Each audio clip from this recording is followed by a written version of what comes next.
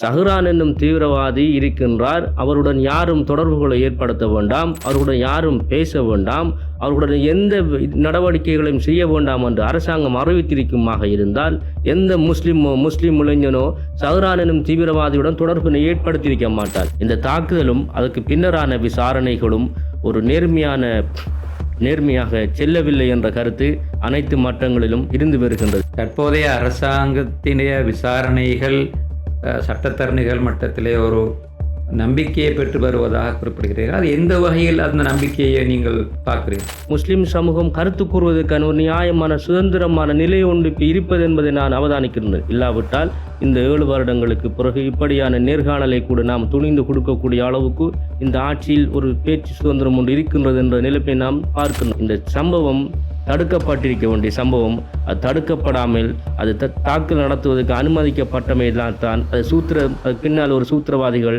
அது அரசியல் பின்புலங்கள் இருப்பதாக நம்பப்படுகின்றது.